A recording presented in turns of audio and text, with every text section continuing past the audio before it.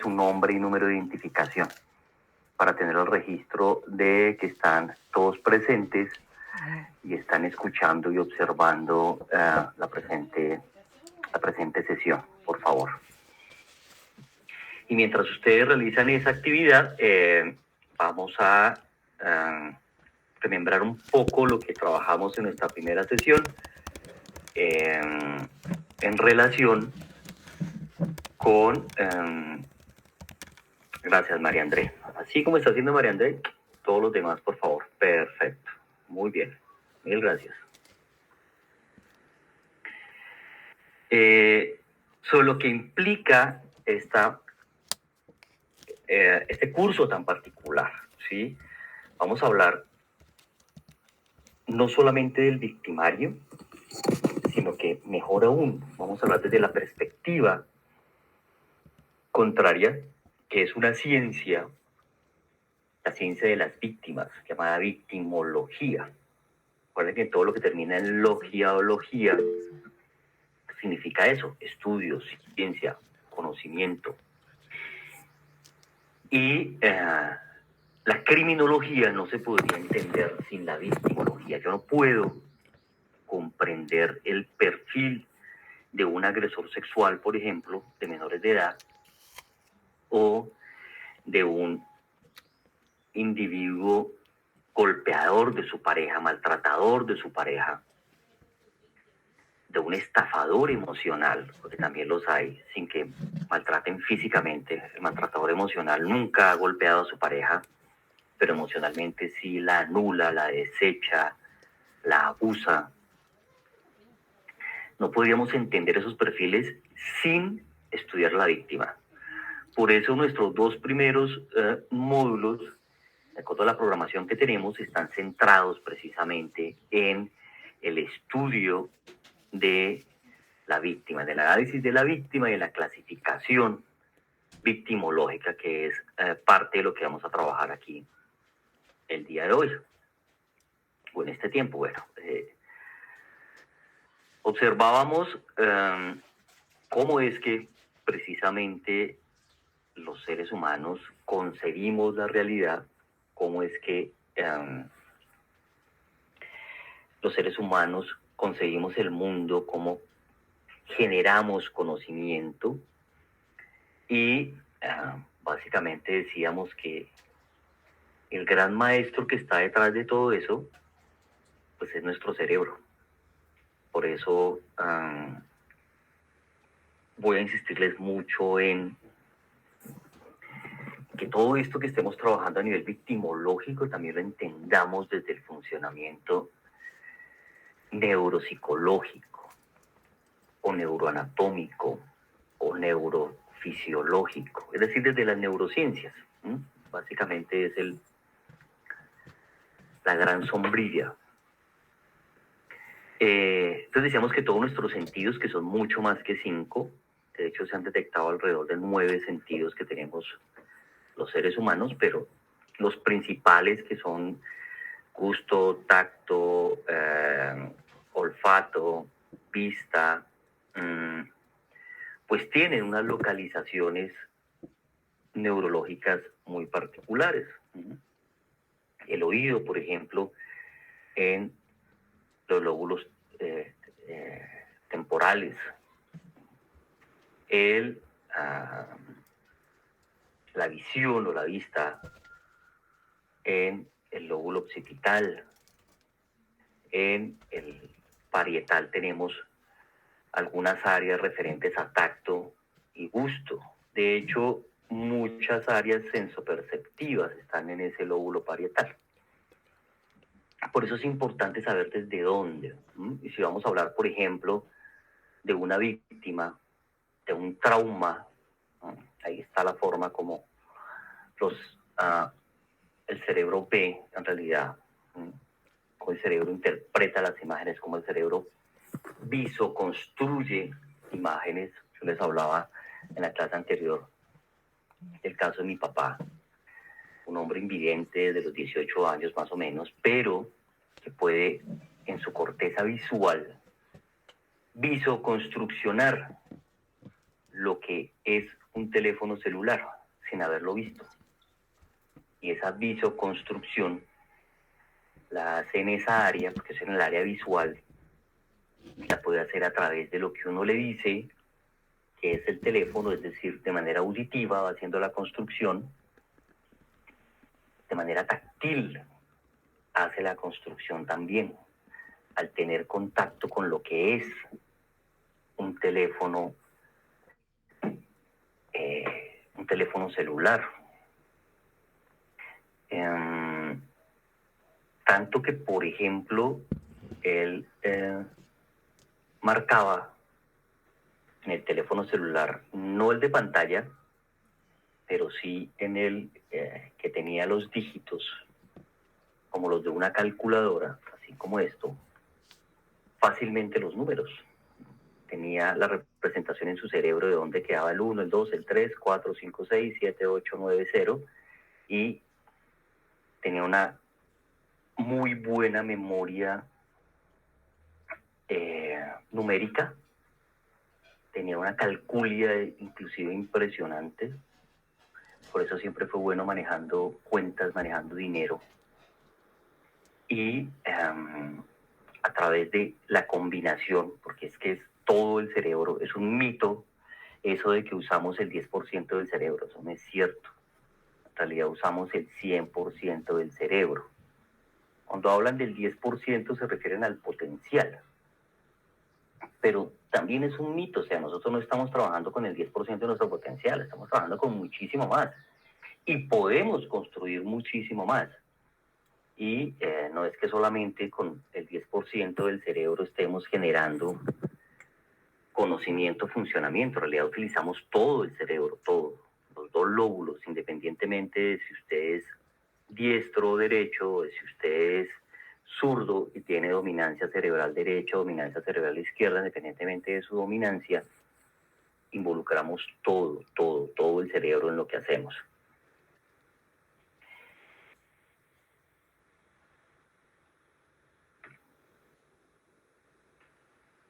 Y todo eso que hacemos, es decir, que podemos manifestar de forma conductual, que pensamos de forma cognitiva, que sentimos de forma emocional, todo tiene que ver con procesos cerebrales.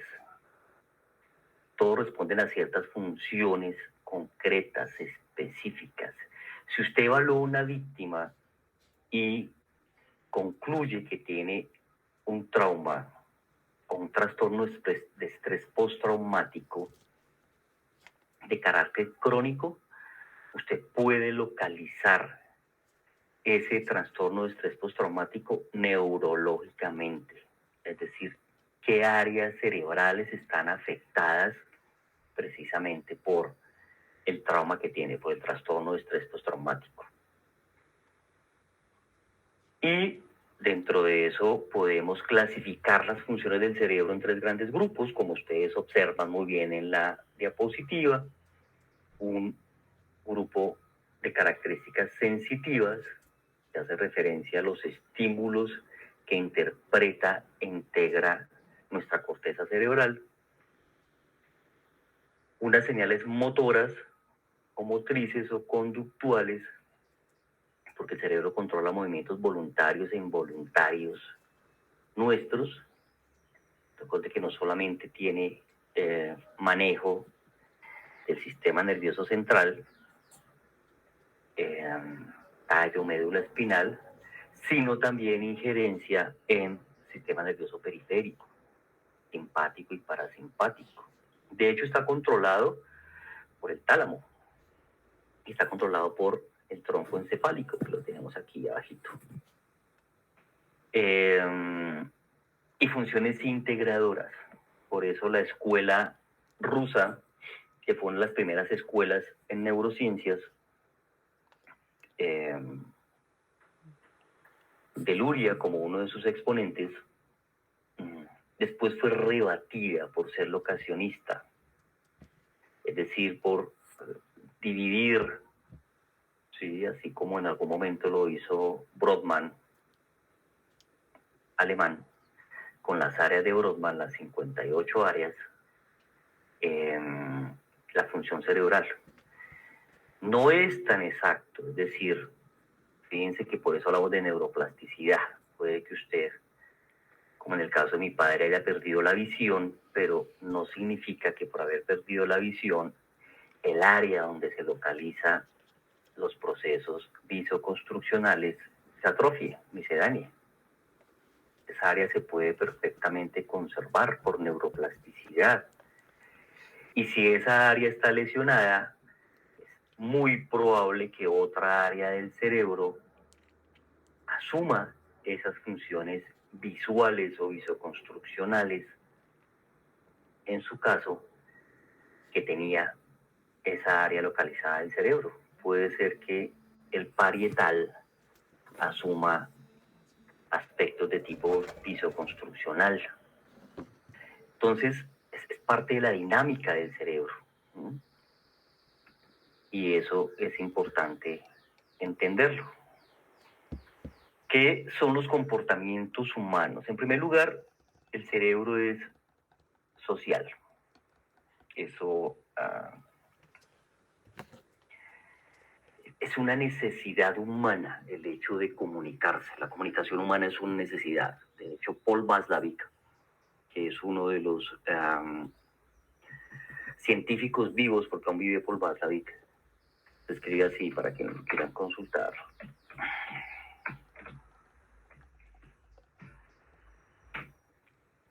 Es alemán, pero se radicó en los Estados Unidos, específicamente en Palo Alto. Tiene, de hecho, fundó, hoy día pues ya es un hombre de más de 80 años, pero en su época tuvo una escuela llamada la Escuela de Palo Alto de Comunicación Humana, que inicialmente se dedicó a procesos de psicoterapia, de generar cambio con psicoterapia breve, por la escuela de Gregory Bateson, de Virginia Satir, bueno, de toda esta gente que entendía bastante sobre formas precisamente de hacer lo que hoy día se llama neurohacking, de cómo hackear el cerebro para crear cambios. Sin embargo, ellos no lo manejaban desde una perspectiva neurológica, pero sabían de alguna manera lo que hacían. Y Paul Watzlawick, en las premisas de la comunicación humana, decía en una de ellas, es imposible no comunicarse. La comunicación humana es una necesidad, y la comunicación humana está ligada a aspectos de tipo prosocial. Por más tímido que usted sea, por más asocial, es decir, que no le guste mucho el contacto social, que eso es respetable, es un estilo también de personalidad, es un estilo de funcionamiento. A veces un proceso muy importante neurológico nuestro, que es la atención, que es medular, es absolutamente fundamental. A veces la atención funciona mucho mejor cuando usted asume comportamientos asociales. Si usted está solo, trabajando, no rodeado de gente, sin ruido, sin distractores, sin conversaciones, sin chatear, pues su atención se enfoca mucho mejor y rinde mucho más que si usted anda respondiendo 20 mensajes, si está pendiente de los estados de sus familiares, sus amigos, su pareja, su expareja, porque a veces están más pendientes de la ex o del ex que del actual, pues esto fractura la atención. Y los procesos atencionales son básicos, no solamente en las funciones ejecutivas, es decir, en lo que debemos hacer en el día a día, no solamente en la memoria de trabajo o en la memoria inmediata, sino y principalmente en lo emocional. Porque cuando usted no tiene un buen manejo de la atención, en el aquí y el ahora, su cerebro empieza a divagar hacia atrás y le da depresión por todo aquello que no hizo o hizo de forma inadecuada o no logró, o la herida que le causaron, o el rechazo del cual fue objeto. Y de ansiedad o de comportamientos ansiógenos cuando su atención se va hacia el futuro y empieza a imaginar aquello que no ha ocurrido y que usted no sabe cómo va a ocurrir, de lo cual no tiene ninguna certeza, apenas unas probabilidades. Entonces, eso empieza a distraer precisamente su proceso atencional y afectarlo emocionalmente. Entonces ahí vienen las depresiones, la ansiedad, por eso la ansiedad y la depresión van tanto de la mano. Recordamos que yo les decía anteriormente que antiguamente la ansiedad, la que se le llamaba la famosa neurosis del psicoanálisis, pero que después se volvió de moda, entonces hoy ya tenemos niños muy pequeños sufriendo de ansiedad, precisamente por todo ese cúmulo de información y de cosas que hacen que usted no tenga paz en el aquí y el ahora, mentalmente hablando, que su mente vaya hacia adelante, divague con cosas que no han ocurrido, porque usted imagina que son de X forma y resultan ser de otra, y empiece a complicar. Genera desgaste, eso es un desgaste energético en el cerebro. El cerebro es uno de los órganos que más energía consume del cuerpo. Por eso se alimenta de glucosa. Al cerebro no le pueden entrar lípidos, los lípidos le hacen daño al cerebro. El azúcar no, la glucosa no. Entonces nuestros comportamientos tienden a ser precisamente sociales por esa facultad de comunicación que tenemos. Y como ven en la ayuda, no solamente son sociales, sino que también pueden ser asociales. Ojo que asocial es muy diferente a antisocial. Asocial es que no me gusta o no me llama la atención el contacto social, pese a que sea una necesidad, ¿no? Pero no me motiva por X o Y razón, lo cual no significa que sea disfuncional, ¿no? Puede que para muchas personas funcione. Si es egosintónico con su manera de ser, no tiene por qué generarle angustia, ni ansiedad, ni dolor psicológico. Si es egodistónico, si usted no se siente bien siendo asocial, eso sí le puede generar problemas. Hay comportamientos parasociales, es decir, a la par con lo social, eso significa el término para, o el prefijo para, o también conocidos como antisociales, es decir, que van en contra de los lineamientos sociales, que agreden al otro, que no respetan normas, que no son empáticos, que no consideran al otro como un humano, como una persona con derechos. Eso significa antisocial, por eso lo antisocial precisamente se correlaciona con comportamiento criminal. Hay comportamientos dolosos o imprudenciales, ya sabemos que son términos jurídicos, pero también conductuales. El dolos tiene que ver con la intención, con la capacidad de comprensión y autodeterminación. Y lo imprudencial es sinónimo de accidental.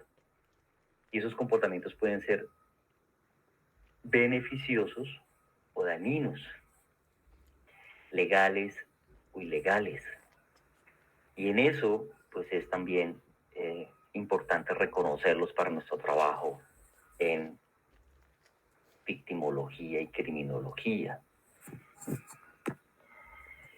Y decíamos que el órgano social por excelencia, emocional por excelencia y comunicacional por excelencia es el cerebro. En todos los mamíferos, pero especialmente en nosotros, los mamíferos más avanzados. Y hay algunas curiosidades en relación con el cerebro. Primero, el cerebro no siente dolor. De hecho, el cerebro, gracias al líquido cefalorraquídeo, no siente el peso. Usted puede mover la cabeza como sea, pero usted no siente que el cerebro le pesa. Es más, usted no siente su cerebro, ¿no? Eso ocurre cuando se rompe la homeostasis. ¿Y qué tiene la homeostasis? El líquido cefalorraquídeo.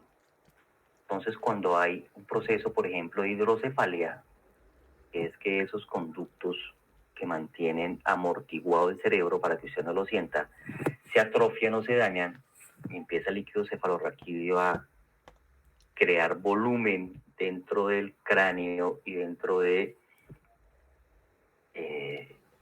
la dura madre, es que empiezan los problemas, porque ahí hay lesiones en el cerebro, y ahí usted sí siente que el cerebro le pesa, ahí sí lo siente, y obviamente estamos hablando de una situación patológica, pero en términos, o neuropatológica, pero en términos normales, no hay dolor en el cerebro. Por eso, muchas cirugías de cerebro pueden hacerse con la persona consciente, sin que esté en un estado de anestesia, ¿no? O dormido. Puede estar despierto, le pueden estar abriendo el cerebro y estar haciendo algunas intervenciones. Incluso es funcional, porque para ver precisamente la funcionalidad del cerebro es importante tener a la persona en estado consciente, realizando alguna actividad, tocando un instrumento, un violín, por ejemplo, una guitarra, haciendo alguna actividad, y ahí se van haciendo las intervenciones respectivas. En eso se ha avanzado impresionantemente. Es la manera como hoy, por ejemplo, se intervienen los aneurismas cerebrales. Es impresionante. Eso es de relojero suizo, es con una exactitud pasmódica. Hemos avanzado muchísimo en relación con formas de corregir, intervenir daños o posibles daños a nivel del cerebro, con la prevención o la intervención en accidentes cardiovasculares, por ejemplo, isquémicos, de hecho más isquémicos que hemorrágicos. Los hemorrágicos pues traen una consecuencia mucho mayor, pero en los isquémicos la intervención a tiempo evita precisamente que esa granada estalle dentro de su cabeza, y ahí hemos avanzado mucho más. Las cuartas partes del cerebro son agua. Eso es lo que el cerebro necesita. Sí. Fíjense que la cantidad de líquido en el cerebro es equivalente a la que cabe en una copa de vino. Por eso es tan importante mantenerse hidratado. Por ejemplo, se produce un descenso del 2% en la cantidad que necesita el cuerpo. Algunas funciones de las que depende la agilidad mental, como la memoria y la atención, se la sumo ahí, pueden verse afectadas temporalmente. Si usted quiere rendirse neurológicamente en una tarea, ¿sí? Cuando les toque estudiar para el quiz de victimario, cómo y por qué elige una víctima, en primer lugar, no estudien una hora antes del quiz o del parcial. Eso es lo peor que usted puede hacer para su cerebro, porque genera ansiedad, y bajo ansiedad o estrés, es decir, bajo cortisol, la memoria no funciona, se atrofia, se confunde. Entonces hágalo la noche anterior, y es mejor estudiar de noche, antes de dormir, porque en las etapas del sueño es cuando se cristaliza la información y en especial el aprendizaje. Y cuando estén estudiando, hagan dos cosas: o tomen agua para mantener precisamente el cerebro hidratado, o consuman café, pero si usted quiere que el café le haga efecto, consúmalo una hora antes de estudiar. Es más, hay algunas teorías de neurohacking que dicen que, bueno, particularmente a mí me ha funcionado. Si usted necesita descansar y activarse para estudiar, puede tomar una taza de café una hora antes de que vaya a estudiar, y se toma su taza de café, hace una siesta más o menos de 30 a 40 minutos máximo, despierta y el café ya ha hecho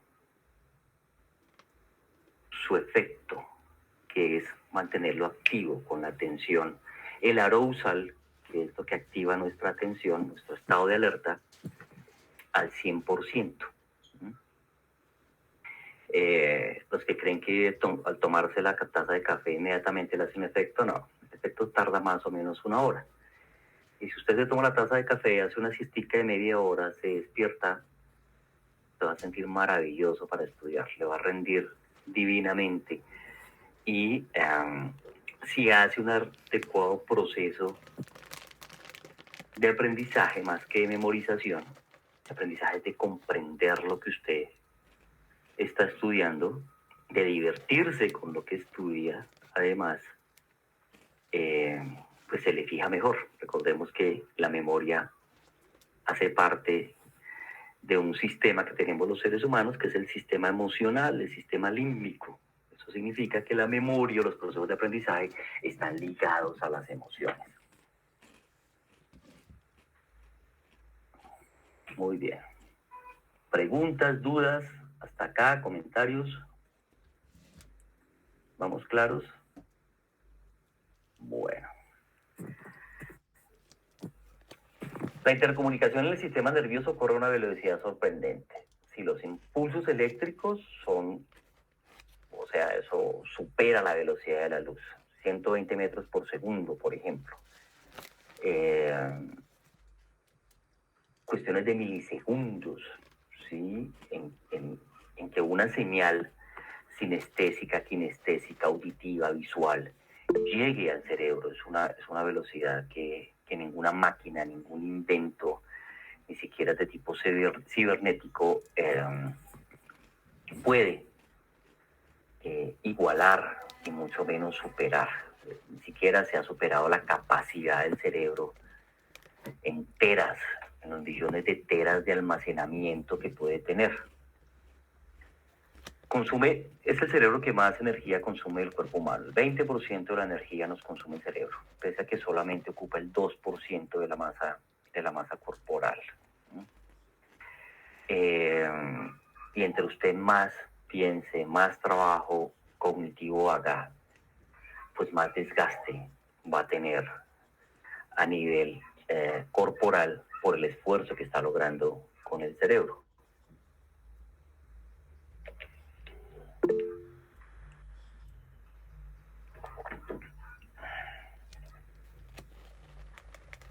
Escuché, permítame.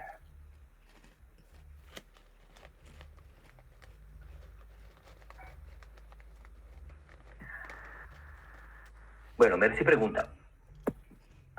Antes de que Oscar intervenga, quiero ver lo que dice Mercy. Mercy Alejandra dice: doctor, he escuchado que a muchos el café les quita el sueño, pero también lo he experimentado. Sí, es decir, el efecto de la cafeína es mantenerlo usted en estado de alerta. Sí, es activar el arousal. El arousal depende aquí del tallo cerebral. Es una función del tallo. Y es el que le pone sus ondas cerebrales de alerta al 100%.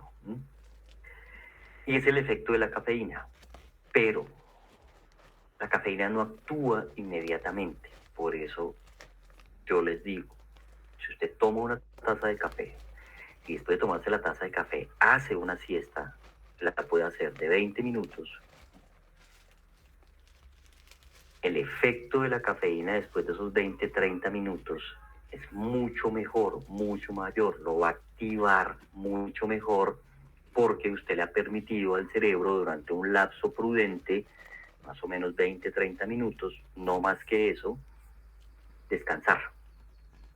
Entonces la activación va a ser mucho mejor.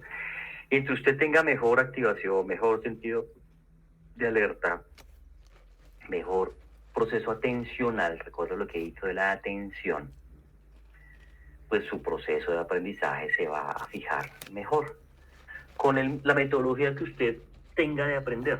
¿Sí? A muchos les funciona repetir. Memorizar les funciona, claro, válido. Algunos repetir mentalmente lo que leen o lo que estudian. Otros tienen que hablarlo porque son más auditivos. Depende cuál sea su canal preferido. O tienen que ver y al ver usar colores, subrayar, hacer notas, en fin.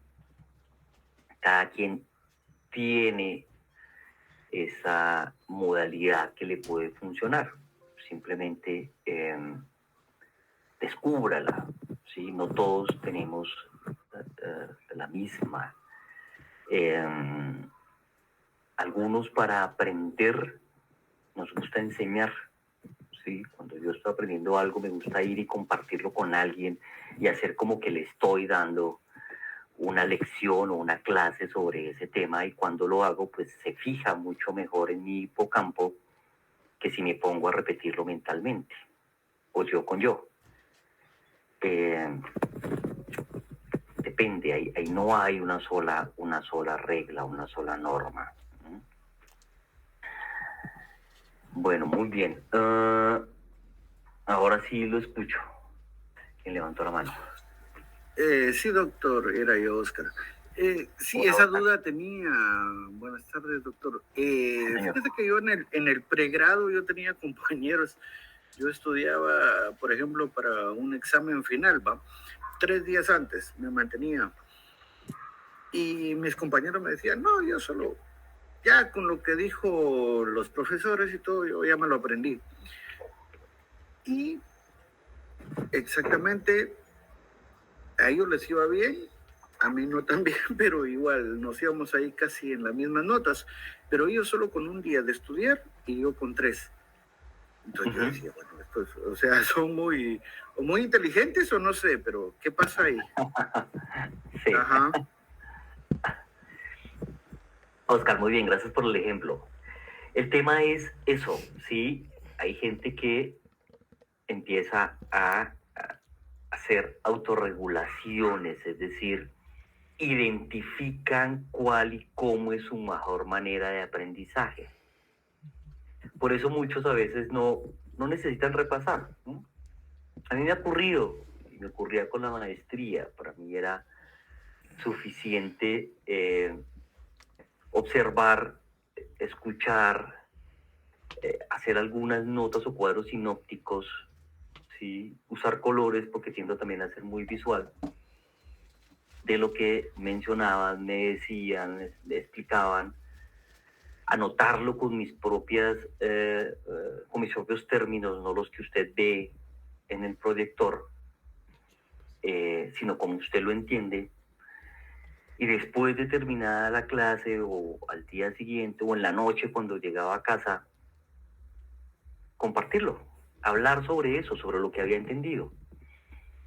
Y una vez lo hablaba y lo socializaba, ya lo tenía. Yo no tenía que después volver a repasar para el examen, ¿no? A menos que a veces fueran cosas, a veces en temas de fisiología, pues había que tener cierta memorización. Entonces en mis temas de memorización sí aprendí a no memorizar ni minutos antes ni horas antes del examen. Lo hacía la noche anterior. Llegaba lo más descansado posible al examen, que por lo general eran a primera hora, 7 de la mañana del sábado, y ya, fluía. Y como usted menciona, encontraba mucha gente que utilizaba también esa metodología, algunos muchachos incluso, gente muy joven que tenía una capacidad impresionante de grabar y de asimilar información. Pero muchos a veces la grababan y después la olvidaban, no la integraban. Entonces, pues, en mi caso particular eso no era funcional. ¿Qué tenía ese estudiante? Una buena memoria, nomás, pero una buena memoria no significa que usted aprenda o que usted sea más inteligente solo por tener buena memoria. Si usted eso no lo cristaliza, si no lo integra, si no lo relaciona, no lo aprende. Y a uno sí le ayuda muchísimo la experiencia, la vivencia, cuando usted lo empieza a relacionar con aspectos que ha vivido, lo integra, lo cristaliza. Y lo que perdura es eso, la inteligencia cristalizada. Esa es básicamente la que perdura. Y usted lo aprende cuando lo relaciona con una situación que le ocurre a un familiar suyo, con X situación que usted vivió, con otra capacitación que he recibido hace algún tiempo y que se relaciona con este tema. Bueno, en la medida en que usted empiece a hacer esas integraciones, así mismo el cerebro le funciona a uno y es la mejor manera de aprender. Peter dice, en el caso de que el café no haga su efecto, ¿a qué se debe? En mi caso es lo contrario, me relaja mucho y me causa sueño. Puede pasar, no es lo común, porque la cafeína es un estimulante, ¿sí? Pero puede ocurrir. ¿Sí? Hay gente, por ejemplo, que puede tomar anfetaminas y no le hace nada, ¿sí? Por efectos del organismo.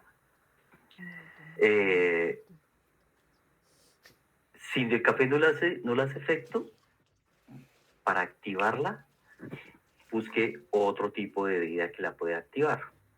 Té, el té también es un buen activador.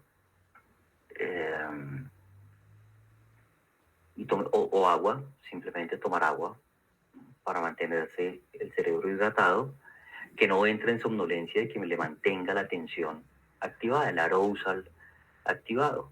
Eso no es una constante, ¿sí? Porque no podemos estar ni atentos ni activos el 100% del tiempo. Eso sería insostenible, es imposible.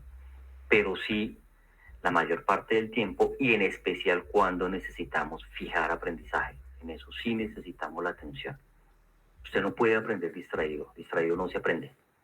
Eso no es cierto. Por eso ni dormido se aprende. Por eso las técnicas que ven anteriormente de hipnoterapia y de cosas para aprender mientras usted duerme, eso lo que hace es cansar el cerebro. Eso no es funcional.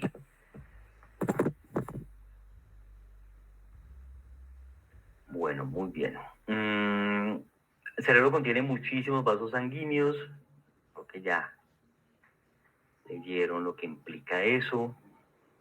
Esto es algo interesante. El funcionamiento del cerebro puede explicar las experiencias cercanas a la muerte. Y es para romper de pronto algunos mitos. Prácticamente en todo el mundo existen personas que creen haber estado cerca de la muerte o como ellos dicen haber vuelto a la vida. En el relato de los protagonistas suele haber muchas coincidencias, entre ellas la sensación de desprenderse del cuerpo, ¿sí? De despersonalizarse, de desdoblarse, perdón, y flotar sobre él, el tránsito por un túnel oscuro y la visión de una luz intensa al final de este, un estado de enorme paz interior y de felicidad nunca antes experimentada. Algunos dicen haber recordado momentos de su vida como si se tratara de una película. En la Escuela Politécnica Federal de Lausana, en Suiza, se han realizado varias investigaciones sobre las experiencias cercanas a la muerte, con relación a las visualizaciones extracorpóreas que mencionan los protagonistas. Y se cree que podrían ser producto de la confusión cerebral que se produce cuando el equilibrio entre el sentido del tacto y la vista se trastornan, o cuando están en un estado precomatoso, es decir, cuando están entrando en un estado de coma. Hay un aspecto del cerebro que el cerebro se reduce, da de cuenta que el cerebro más o menos se apaga, no del todo, pero sí reduce funciones, se ahorra muchísima energía, por eso el coma los estados de coma son para recuperar el cuerpo, en especial el cerebro. Y a veces, mientras se logra esa recuperación, se experimentan ese tipo de cosas y la gente las interpreta como que estuvieron cerca de la muerte o que regresaron de la muerte o cosas similares. Es como el estado del déjà vu, que usted dice, pero esto ya lo viví, ¿será que estoy prediciendo algo que me va a ocurrir o algo que ya me ocurrió y en otra vida? Inclusive se atreven algunos a decir, es que esto me pasó en otra vida, entonces en esta lo estoy experimentando igual. No, los déjà vu son también unas distracciones cerebrales a nivel atencional. Efectivamente usted ya lo vivió, ya experimentó algo similar, pudo haber sido en otro contexto, no necesariamente en ese, pero algo similar donde su cerebro hace el clic, lo conecta y le hace entender o creer que esa situación usted ya la vivió en otra dimensión, en otra vida. pero son aspectos de nuestro funcionamiento cerebral.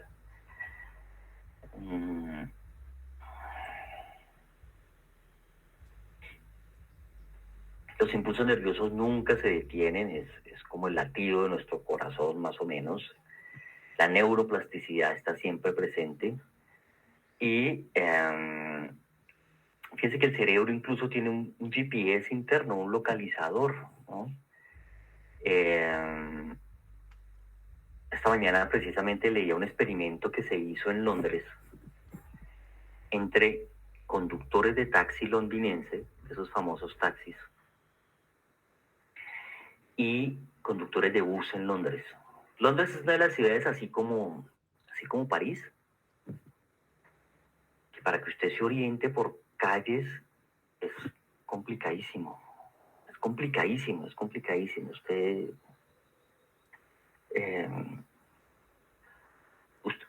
va en París y se quiere guiar para llegar a X iglesia caminando por las calles y créame que si usted no tiene el localizador, el GPS, es muy complicado, muy difícil, porque las calles no son rectangulares, algunas son sinuosas, otras van en diagonal,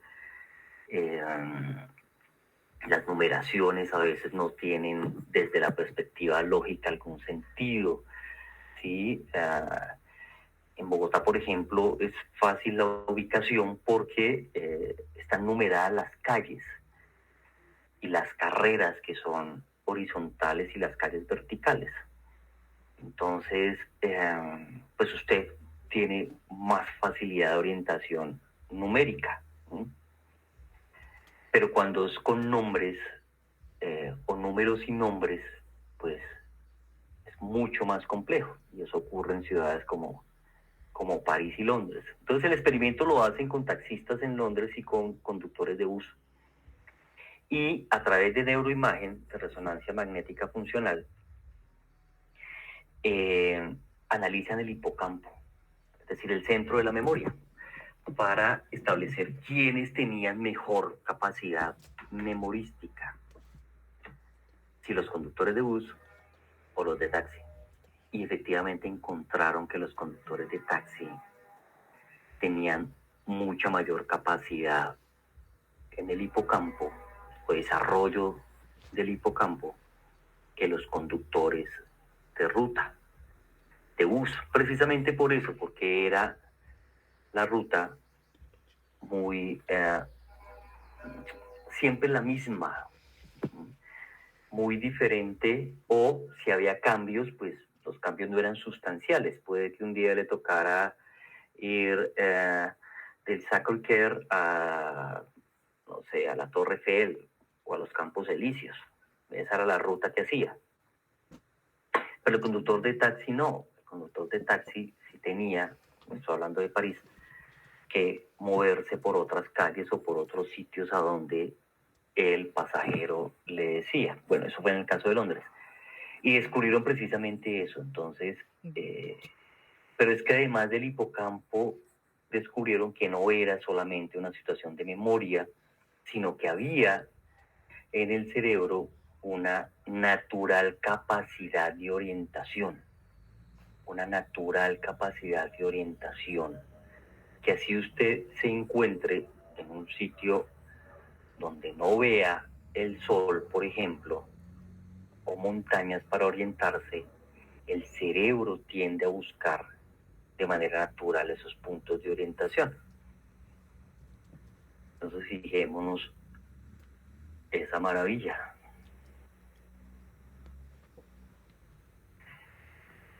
Y aquí está el cerebro emocional, el famoso sistema límbico. ¿Y por qué lo traigo algo de colación? Porque es el que está más involucrado en la victimología, porque es el sistema que más se afecta en una víctima real. Y si digo víctimas reales, porque también hay víctimas irreales, o sea, también hay falsas víctimas, ¿no? No se equivocaba Benjamin Mendelssohn cuando hablaba de falsas víctimas. Estoy hablando de Benjamin Mendelssohn como el padre de la victimología. Ahorita vamos a estudiar un poquito sobre él, cuando hace su primera aproximación a la clasificación victimológica. Él habla tanto de una víctima ideal o inocente como de una víctima falsa. Él la llama una víctima tan culpable como el infractor, ¿sí? Pero, palabra más, palabra menos, es una falsa víctima. Y todo lo que está involucrado hace parte de este sistemita, ¿sí? Que está compuesto por el hipocampo, que es el centro de la memoria, la amígdala, que es la central de las emociones, de la ira, del miedo, de la alegría, de la tristeza, del desdén, el rechazo, el asco. Ahí está centrada de la sorpresa, que es otra emoción, y la diferencia entre emociones y sentimientos. ¿Cuál es? Pregunto. Los leo en el chat o los escucho en el audio. ¿Qué diferencia habrá entre emociones y sentimientos? ¿O es lo mismo?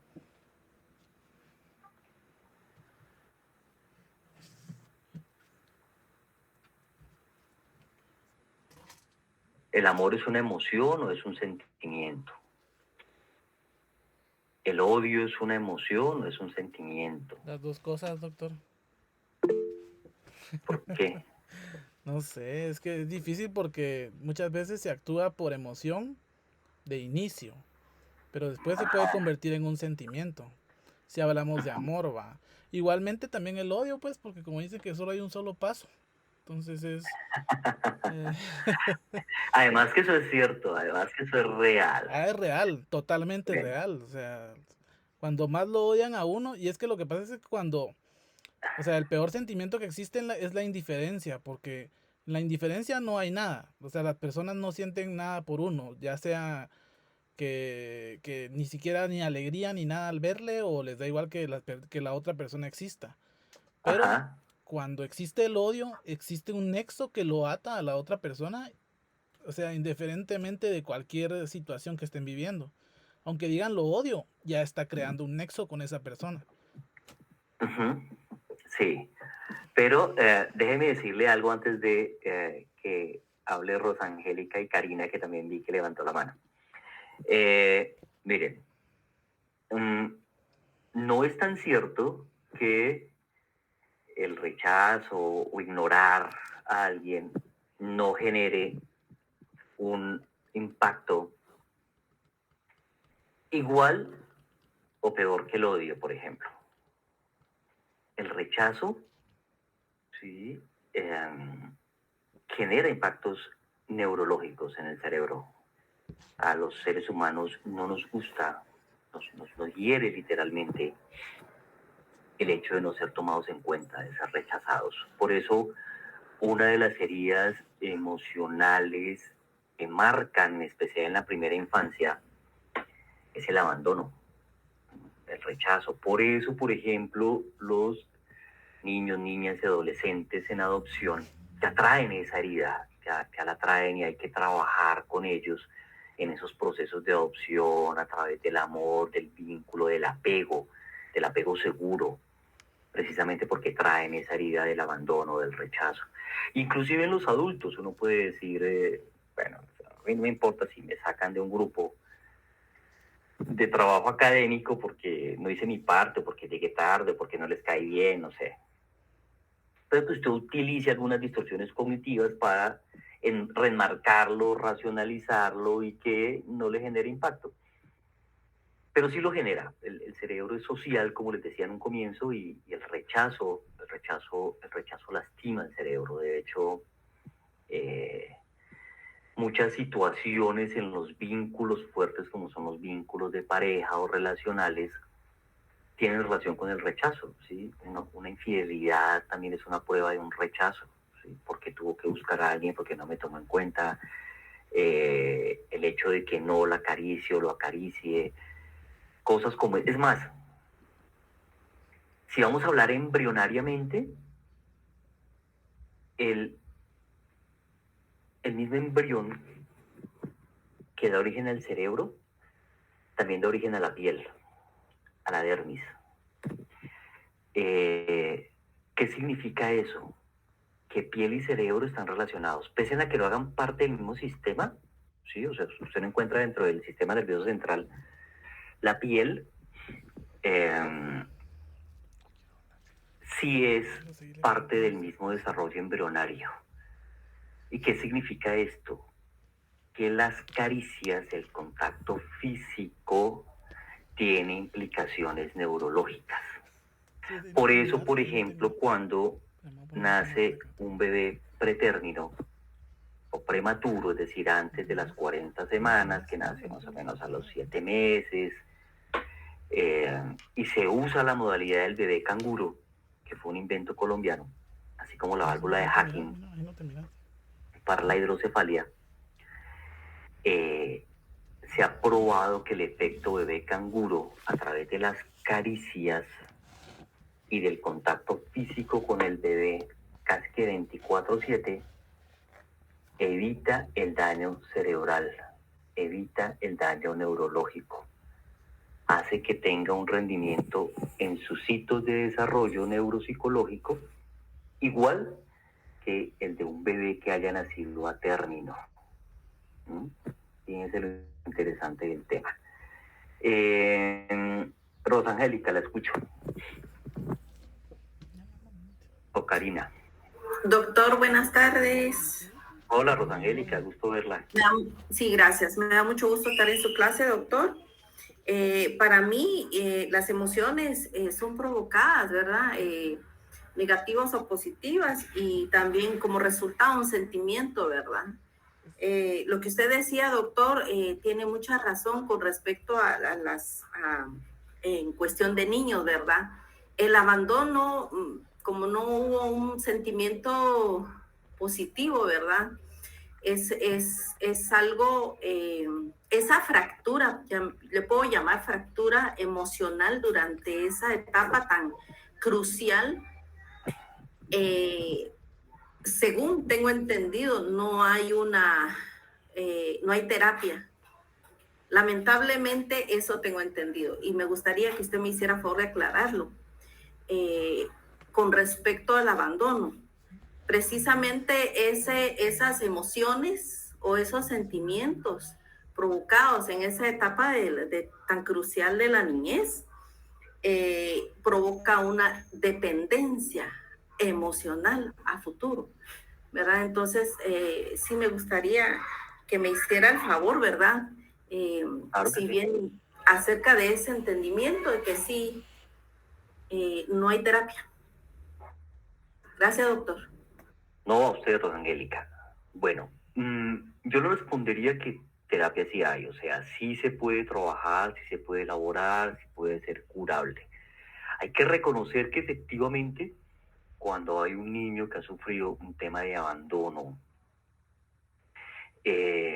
físico, psicológico, que es la negligencia en el cuidado, el rechazo a acariciarlo, por ejemplo, eso es un tema de abandono psicológico, no atender una necesidad como por ejemplo el llanto, genera situaciones traumáticas, ¿no? Y si además es abandonado y después entregado en adopción, es importante para los adoptantes entender que él trae esa herida neuroemocional, diría yo. Pero se puede trabajar, se puede modificar, por supuesto, y ahí es donde yo siento una profunda admiración por la gente que adopta. Yo médicamente no pude tener hijos y en alguna ocasión cuando con mi señora consideramos el tema de la adopción, pues se decidió que no, fue una decisión muy personal, ¿sí? De hecho, yo creo que no podría o no hubiera podido trabajar en todos los temas que yo trabajo y abordar los temas tan fuertes que yo trabajo, en especial de violencias contra niños, niñas y adolescentes, si tuviera hijos propios o adoptados. Creo que ahí habría un bloqueo de mi parte y sería natural, habría un tema de subjetividad muy fuerte para que yo lograra con cierto grado de objetividad o de neutralidad, más que objetividad, que la objetividad no existe, abordar ese tipo de situaciones. Pero siento una profunda admiración por quienes adoptan y lo hacen a través del amor, y con el amor y el vínculo sano rescatan a estos niños, porque sí es posible. O sea, la terapia sí es posible, y es no solamente una terapia de tipo psicológica, sino de contacto, de afecto, conductual, cognitiva, ¿sí? Porque es trabajar precisamente sobre todos sus estados atencionales, de aprendizaje, funcional, para que salga adelante. Y es absolutamente posible. Grave es cuando estos niños no los adopta nadie, resultan institucionalizados, llegan a la mayoría de edad siendo institucionalizados y ya traen problemas de conducta, y muchos de sus problemas de conducta se traspolan a la criminalidad. Eso sí es más delicado, eso sí es más fuerte, eso sí es más complejo de cambiar, que si en su momento hubo un buen aspecto de adopción, y a través del amor, del cuidado, del apego seguro, del afecto, se logran rescatar. Claro, esa es básicamente la terapia. Muy bien. Doctor, perdone Sí. que interrumpa, doctor. ¿Es correcto, hablando terapéuticamente, abordar el tema de adopción con el niño adoptado? ¿A qué edad es la correcta? Porque ya de adultos es un trauma, puedo decir, es una grieta muy grande. Ajá. He conocido algunos adultos Ajá. con ese sentimiento. Entonces, ¿cuál es la edad correcta para abordar este tema dentro de padres no biológicos e hijos adoptivos? Uh-huh. Más o menos los 7 u 8 años, cuando hay una etapa de operaciones concretas según Piaget. ¿Sí? Recordemos que ya habla de que el niño tiene mayor lenguaje, y en la medida en que tiene mayor lenguaje, un lenguaje más rico, más fluido, puede también comprender mejor, y hay desarrollo de áreas del lenguaje, es decir, sus lóbulos temporales, sus áreas de Broca, Wernicke, círculo, corteza cingulada, están mejor desarrolladas. Sistema límbico también está mejor desarrollado, entonces es importante y es adecuado desde esa edad hablarles acerca de la adopción y de lo que significa la adopción, y todo el tema de por qué tiene otros papás que no son los biológicos. Y esto que está dicho es, mire, fundamental, Rosangélica, qué interesante que lo trae a colación por lo siguiente. Si usted revisa la historia de Ted Bundy, que fue uno de los asesinos seriales más prolíferos en los Estados Unidos, digo prolíferos no solamente por el número de víctimas, es decir, ha habido asesinos seriales con más víctimas que Ted Bundy. A Ted Bundy se le lograron demostrar más o menos 38, pero se le presumen cerca de un centenar de víctimas. En su gran mayoría eran mujeres jóvenes, estudiantes universitarias. Esa era su victimología. Pero Ted Bundy, ¿cuándo comienza a asesinar? Ted Bundy comienza a asesinar cuando se da cuenta que era adoptado, y se dio cuenta de adulto, y se dio cuenta de forma accidental. Con esto, ojo, porque esto es importante. Lo que yo quiero decir es dónde estuvo el detonador o el detonante para que comenzara su escalada criminal. No la causa. O sea, la causa por la cual él se volvió un asesino serial no es esa. Ahí habían otros factores. ¿Ah?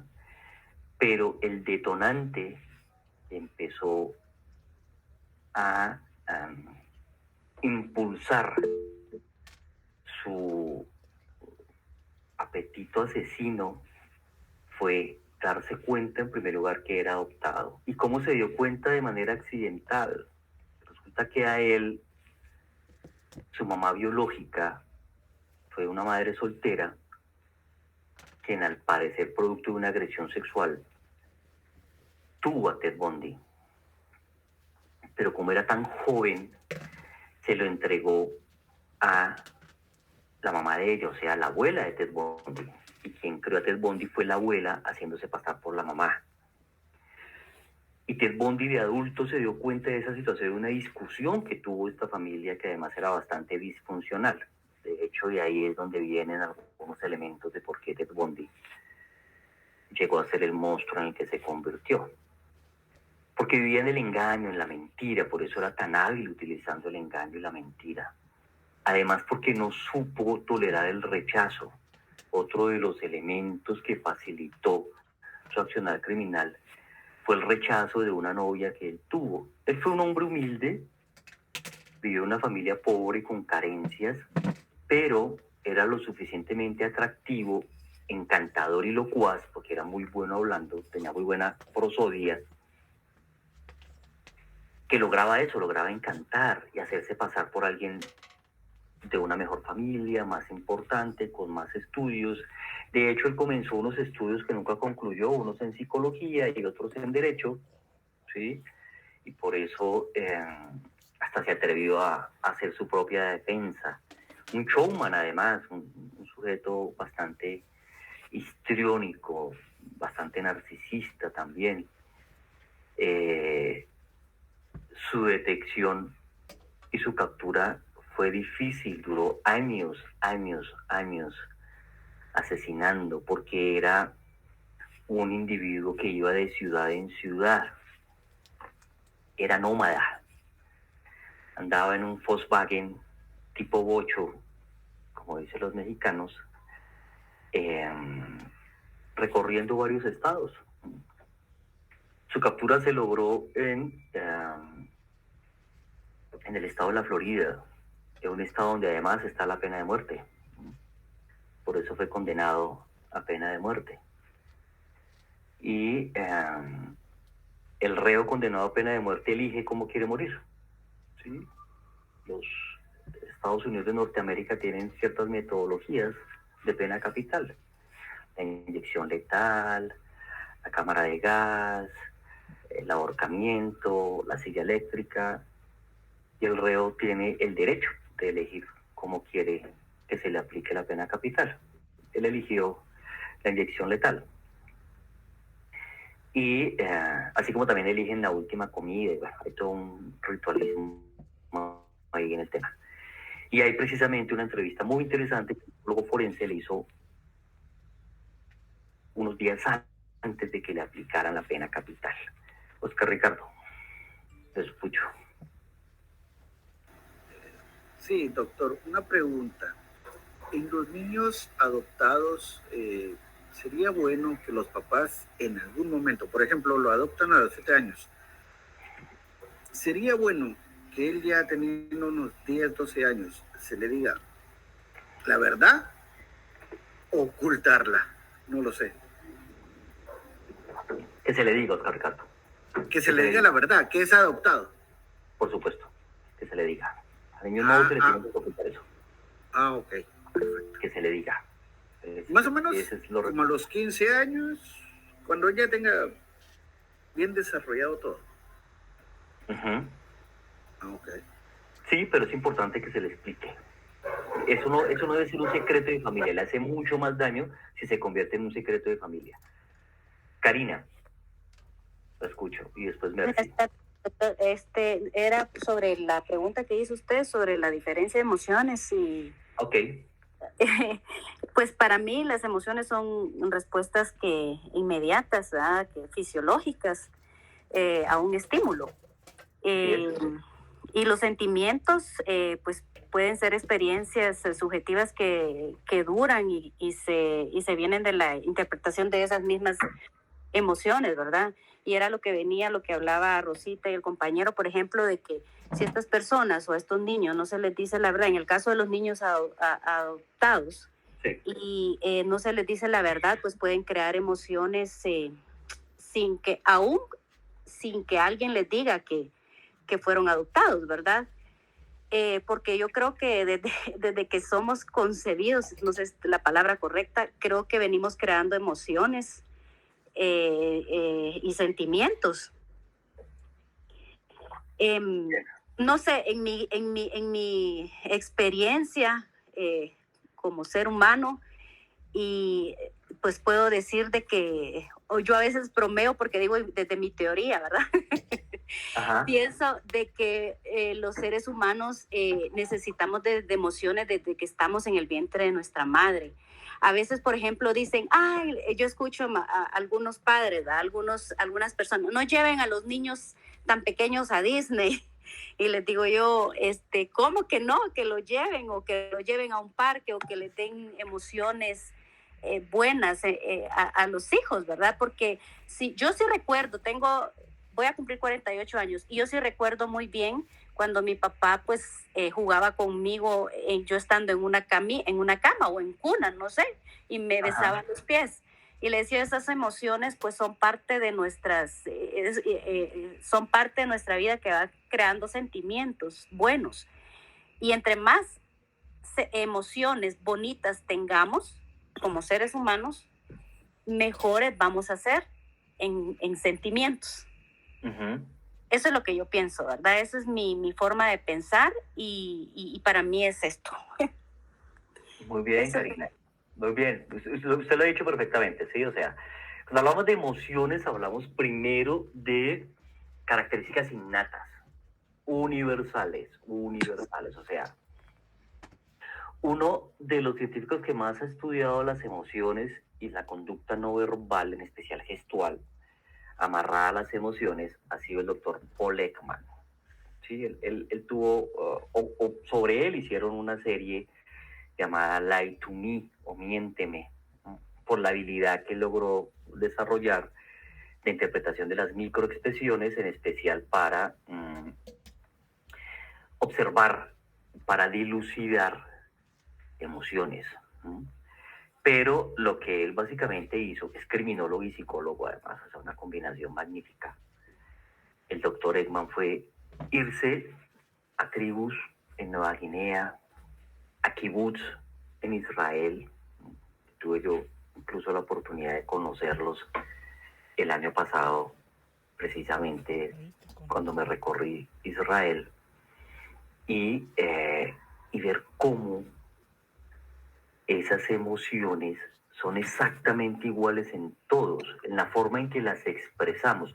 Incluso él hace referencia a algunos estudios que se hicieron con invidentes de nacimiento, no como el caso de mi papá, porque fue por accidente, pero los que han nacido invidentes, y a través del rostro y las microexpresiones pueden manifestar emociones innatas como la tristeza, la alegría, el asco y las demás emociones que son universales.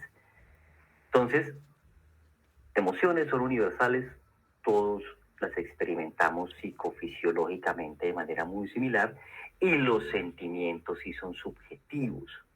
Ahí sí se mete nuestra corteza cerebral a mediar y lo interpreta de acuerdo a la cultura, la religión, las vivencias anteriores, las pautas de crianza y todo lo demás, ¿no? Entonces, muy bien, maravilloso. Y lo que usted menciona, más o menos después del 5.º mes de gestación, sí es cierto que en el feto se empiezan a desarrollar elementos de tipo emocional. No solamente porque ya eso que ustedes ven ahí en la pantalla se ha desarrollado, se está desarrollando, que es el sistema límbico. Recuerde que ese es como el segundo cerebro. El primer cerebro es el cerebro reptil, que es tallo cerebral, básicamente, que se encarga de funciones básicas. El segundo es el sistema límbico y el tercero es el neocórtex, que es el que nos diferencia de los demás mamíferos, que es el último en desarrollarse, en especial relacionado con los lóbulos frontales. Pero en ese sistema límbico que ya tiene el, llamémoslo bebé, aunque no haya nacido, de 5 o 6 meses, evidentemente que siente, evidentemente que se marca. Por eso el estrés en el embarazo trae consecuencias emocionales en los bebés. Madres estresadas porque vivieron violencia intrafamiliar, por ejemplo, violencia de pareja, hace o facilita que nazcan bebés ansiógenos o con algún problema de neurodesarrollo. Está absolutamente probado.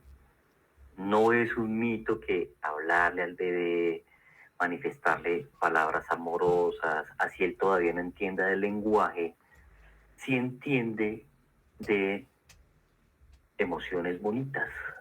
Eso sí lo percibe. El tema emocional ahí es muy fuerte, eso es verdad. Ese vínculo, desde ahí se empieza a crear, se empieza a gestar. Alejandra. Buenas tardes, doctor.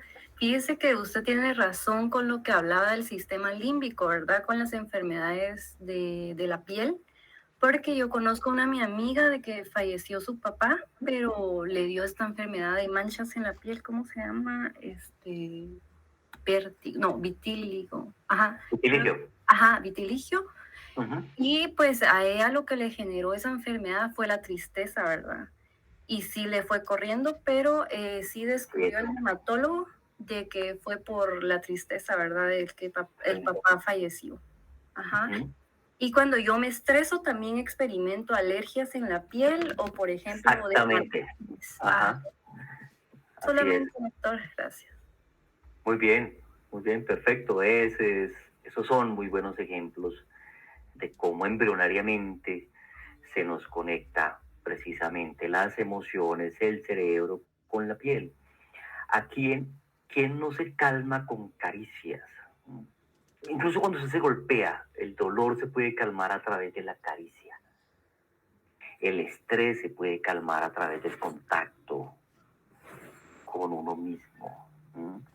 Como a veces usted, cuando se proporciona una caricia a sí mismo, puede lograr algunos estados de calma. Tiene relación. Somos un sistema de todo con todo. Todo se relaciona, no está al azar. Y cuando uno lo comprende, pues lo puede manejar mejor. ¿Sí?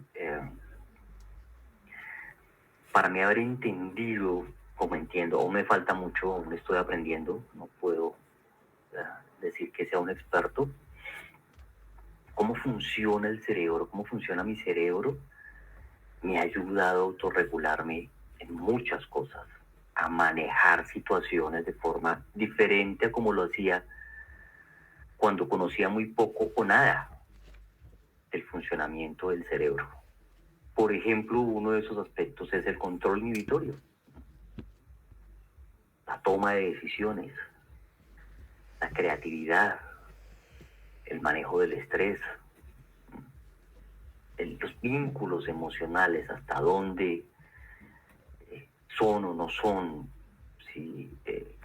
No es frontalizarme a través de los enamoramientos, por ejemplo, que es lo que a veces le ocurre a muchas parejas que se ilusionan. Y precisamente antes de esta clase estaba con una cliente, una perita, una mujer que fue estafada por su pareja, estafada económicamente, emocionalmente, con unos temas de violencia intrafamiliar, que usted se pregunta cómo una mujer estructurada de 40 y tantos años, con una carrera profesional exitosa, trabajando en un laboratorio, una multinacional, con Abbott, que es una farmacéutica reconocida,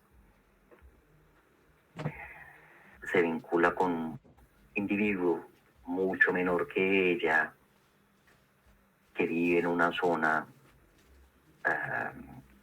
deprimida, pero independientemente de eso, pues que tiene poca reserva cognitiva. Uno uno debe involucrarse con gente que tenga reserva cognitiva. Y reserva cognitiva es no solamente que tenga títulos profesionales, pero que sí tenga aprendizajes, que sí desarrolle sus potencialidades, sus habilidades, pero pues la única habilidad que ese individuo desarrollaba era ser conductor de Uber y otra plataforma similar. Lo conoció a través de una red de estas de internet, de parejas, estilo Tinder, pero no era Tinder, era otra. Y cómo la embauca, la engaña, cómo se aprovecha de ella, cómo, digamos que lo más productivo que tuvo fue una bebé con él, una niña preciosa, hoy día tiene casi cerca de 3 años.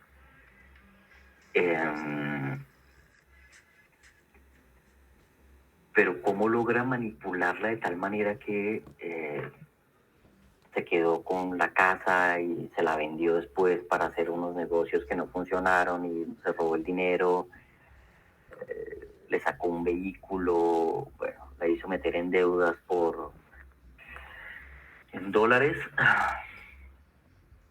más o menos $250,000 en deudas que ella tiene en este momento. Se hace que renuncie aquí a su trabajo, van a Argentina, y en Argentina es donde ella queda en embarazo, y allá el como denominador del estafador y del que es agresor de su pareja, es el trasfondo de sus necesidades psicológicas, es de poder y control sobre la víctima. Y ese control significa alejarla de sus redes de apoyo, en especial de su familia, por eso se la llevó lejos. Significa controlarle sus ganancias, por eso se apoderaba de sus tarjetas de crédito y del dinero que recibía mensualmente. Controlarle los horarios, la forma de vestirse. La celotipia, por ejemplo, es una de esas formas de control y de poder sobre la víctima. Además, dañarle la autoestima, mellarle la autoestima, hacerla sentir menos, y él con sus rasgos altivos, narcisistas, humillarla, por debajearla, hacer que dependa emocionalmente de él. En este caso, pues ella la embarazó, la maltrató durante el embarazo, la confinó en un apartamento, en un departamento y en un país que para ella pues era desconocido, en el sentido de que no tenía redes de apoyo. Había ido alguna vez de paseo, de turismo, pero no a vivir. Y cómo la violenta de esa manera. Y a veces las entidades judiciales no lo entienden, ¿no? Entonces dicen, pero usted cómo... Esto comenzó a ocurrir desde el año 2017, o sea, fue más o menos 5 años. ¿Usted cómo no se dio cuenta? ¿Pero usted cómo se dejó? Pero si él la trataba así, ¿usted por qué no se fue antes? ¿Usted por qué viene a denunciarlo hasta ahora? Y aquí entramos en un término que ustedes tienen ahí en sus ayudas, en sus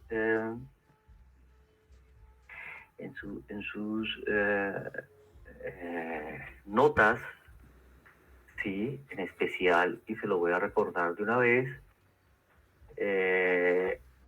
del análisis de la víctima, cuando hablamos de la victimización primaria, la página 8 de 15 del módulo 1, victimización primaria, secundaria y terciaria, ¿no? Entonces la victimización primaria es precisamente eso, ¿no? Esta mujer ha sido víctima de una estafa emocional, ha sido víctima de una estafa económica, ha sido víctima de violencia psicológica, ha sido víctima de violencia sexual, porque este individuo la obligaba a tener relaciones sexuales, la obligaba a ver pornografía y a que le hiciera lo que él le obligaba a ver en esas situaciones pornográficas que no eran consensuadas, porque yo no me aparto de de que las parejas hagan lo que les guste hacer, porque la sexualidad es eso, es un gusto, es generarse uno dopamina,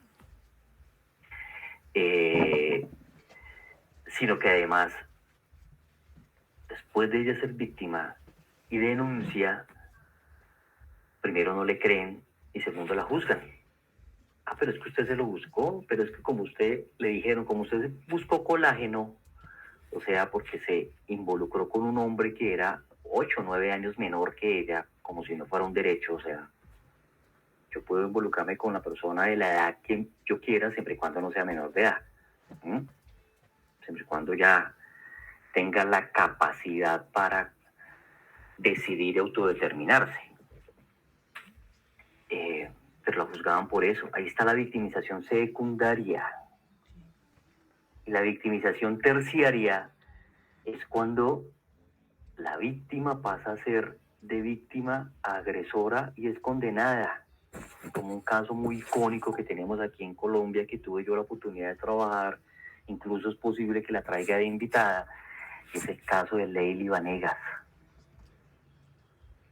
Una mujer que pasó de ser víctima a ser victimaria y la condenaron, siendo ella la víctima, cuando su mismo agresor la hizo pasar como victimaria. Y en esa condena le dan casa por cárcel, siendo madre cabeza de familia, teniendo 2 hijas chiquitas. Afortunadamente, con la ayuda del equipo de defensa, logramos no solamente que la absolvieran en segunda instancia, sino que ahorita hay un proceso de reparación directa porque el Estado la victimizó. No solamente la victimización primaria que tuvo por parte de su agresor, que fue su pareja y padre de una de sus hijas, sino por la fiscalía que no le quiso creer y que le dio más credibilidad al agresor, quien dijo que era ella quien lo había agredido, y después ante un juez de la República que lo que hizo fue condenarla en ese proceso alterno que le abrieron. Ahí están los 3 tipos de victimización. Entonces fíjense cómo se cristaliza eso, cómo es real, cómo se nos presenta. Entonces escucho. Doctor, pero en la segunda victimización que dice del juez, ahí entramos en la segunda victimización, porque la tercera es el etiquetamiento de la sociedad. ¿Correcto? Sí, Oscar, es correcto. Digamos, es decir, hay una victimización secundaria que se la da el sistema mismo, ¿sí? Entonces, dentro de ese sistema tenemos a todos los actores del proceso. La fiscalía, en primer lugar, porque duda de ella, porque la culpabiliza de lo que le ocurre. Después viene el juez, porque la termina condenando. Y esa terciaria no solamente es de la sociedad, sino también de las consecuencias de esa decisión judicial. Esa terciaria es cuando ella es condenada, porque la condenan por violencia intrafamiliar. En el caso de Leili Vanegas estoy hablando específicamente, voy a anotar acá, y ella tiene que renunciar a su trabajo, cumplir mientras se agotaba la siguiente instancia una detención domiciliaria, estar en su sitio de vivienda con sus hijas, relegada, claro, ya estigmatizada, como usted dice, socialmente, por haber sido condenada. Ahí está la victimización terciaria. Digamos que va de forma escalonada, es en ese sentido. Javier, lo escucho. Gracias, doctor. Sí, yo como trabajo en el Ministerio Público, cuando he llevado casos de, por ejemplo, en la Fiscalía de la Mujer, nosotros le llamábamos mucho revictimización, ¿verdad? Porque, o sea, desde que yo llego, la llamo, le recuerdo lo que ella pasó, que necesito entrevistarla otra vez más, que necesito que me llegue a mostrar el lugar, se lo recordé una vez. Entonces, cuando yo ya llego al lugar, a que ella me muestre dónde fue y dónde sucedió todo, otra vez la estoy victimizando.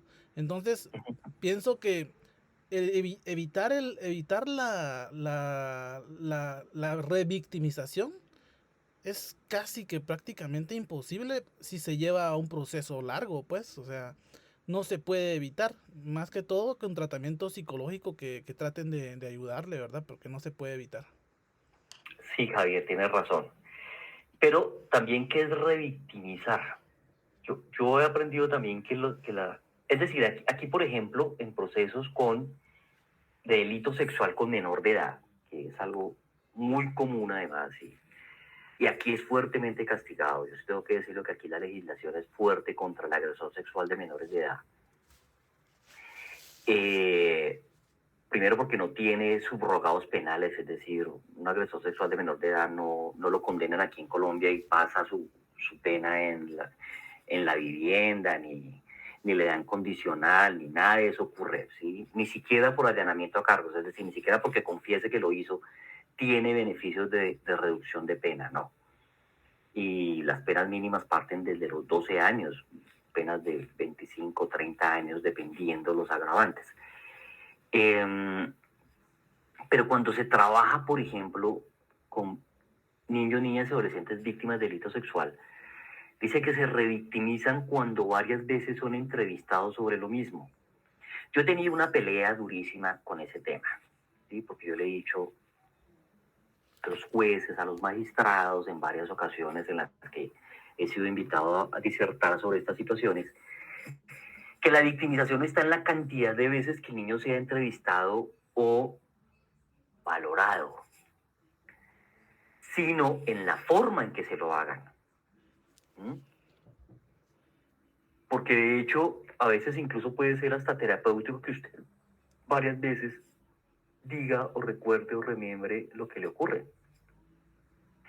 Fíjese, cuando usted tiene una tusa, aquí tusa, bueno, le decimos al despecho, ¿no? Usted la comenta con sus amigos y se la comenta a su familia, y entre usted más la narre, pues como que más le mejora, ¿sí? Más hacia allá de lucubraciones y su cerebro le va quitando, en especial el sistema límbico, ese contenido emocional y lo va volviendo incluso más racional y se termina de alguna manera diciendo, pues a la final esto fue lo mejor que me pudo pasar o afortunadamente ocurrió y etcétera. Usted lo va elaborando. Con los niños, aunque no es tan rápido como con los adultos, sí puede ser un proceso que donde se trabaje de manera adecuada, con los protocolos adecuados, cumpliendo los protocolos, porque usted puede tener el protocolo adecuado pero no cumplirlo. Es decir, usted puede tener un protocolo niche para hacer una entrevista forense de un menor de edad, pero si usted no agota todas las etapas del niche y se las salta, pues daña el proceso, ¿no? Aquí durante una época se utilizó mucho el famoso RATAC o SATAC, que hoy día ya está reevaluado. De hecho, el mismo creador del SATAC, que fue Corner House en el año 2016, lo desistió de él. Es más, yo estuve en el año 2015 en la ciudad de Nueva York en un congreso que hubo sobre entrevistas forenses y ahí estuvieron representantes de Corner House y ellos ya estaban diciendo que iban a reevaluar su protocolo. El año siguiente lo terminaron y crearon otro, que llamaron después protocolo Corner House o Child First. Hay algunos que lo denominan de esa manera. Y ellos ya decían eso, porque tienen la capacidad también de mejorarse en a sí mismos, ¿no? No es como acá que creemos que inventamos algo y eso va a durar toda la vida, no. También tienen sus fechas de caducidad, también puede una metodología, un protocolo en algún momento ser reevaluado. Y si usted los cumple, si usted los hace bien, no tiene por qué haber revictimización. Si usted es empático, si es humano, si se manejan esos principios de la justicia terapéutica, pues no va a generar un proceso de revictimización, no va a ser traumático para la víctima.